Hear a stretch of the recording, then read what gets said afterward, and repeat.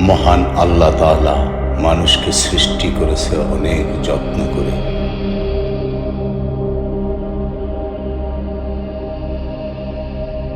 তারপরেও কাউকে হয়তো দেয়নি হাত, কাউকে দেয়নি পা, কাউকে দেয়নি চোখ।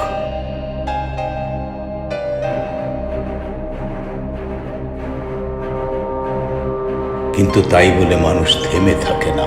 আল্লাহই অন্যরকম কোনো পথ খুলে দেয়। দেখুন, হাত নেই, তারপরেও সে পঙ্গু মানুষ কাজ করছে।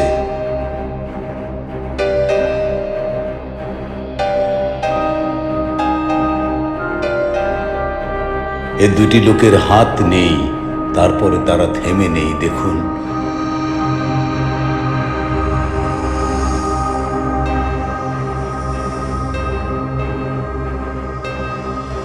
কিভাবে কত কষ্ট করে তারা জীবন যাপন করে, বেঁচে থাকার চেষ্টা করে।